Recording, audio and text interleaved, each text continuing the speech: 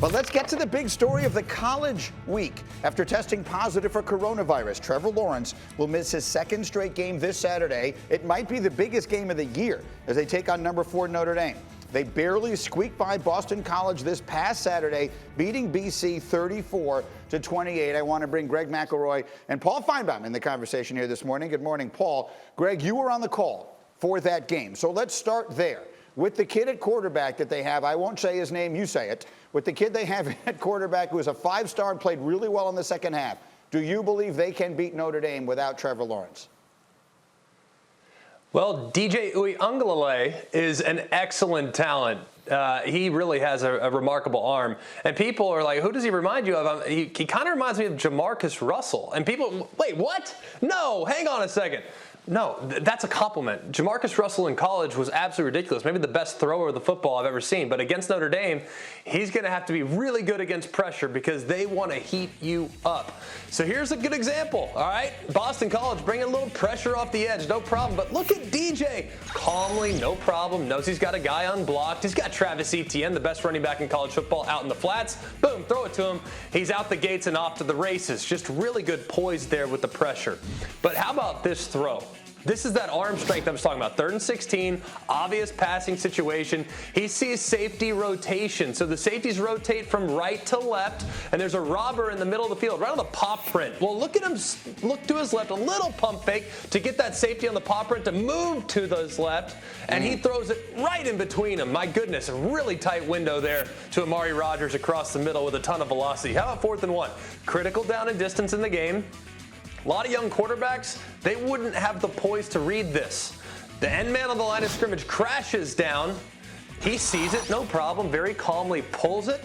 Little zone read action, and he takes it around the edge and actually ends up going to the house. And at 6'4", 250 pounds, that's a load moving pretty well for a guy his size. So I actually think he has a ton of talent, and will he show the maturity and poise to go on the road and win against a top-tier team like Notre Dame? That's what we're anxious to find out, but I happen to think he can do it.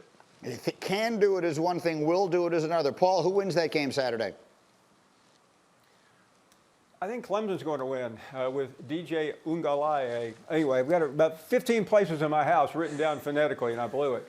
But I think they have enough. I'm a little concerned about their defense, though, Greeny. And Greg saw the game a little bit better than I did the other day, but they seemed like they went to sleep for a while in the first half. But Clemson has been there so many times before, and even without Trevor Lawrence, I think they can. Now, one more thing. Even if they don't win the game, I still don't think it's the end of the world. I think they have a path back to the playoff by playing Notre Dame again in the ACC championship game.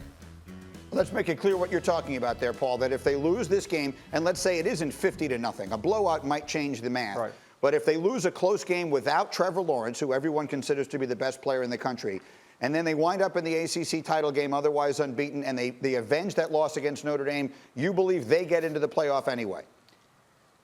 I think they do. And it's hard to wrap your arms around the fact that Notre Dame is in the ACC this year, but they are. And they got in because they had nowhere else to go. But so it's really possible. And I think this committee will look at Trevor Lawrence as an injury, COVID or not. That's an injury, and they will factor that in. Now, again, Clemson does not need to be blown out here.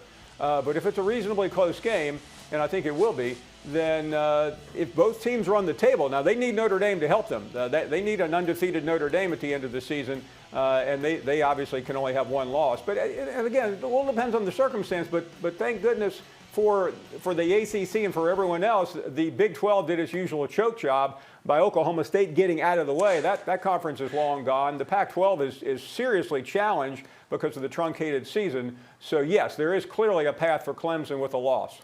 And possibly Notre Dame as well. We talked about it last week, and Paul is sticking to his guns. Clemson and Notre Dame could both wind up in the college football playoff. Thank you for watching ESPN on YouTube. For live streaming sports and premium content, subscribe to ESPN+.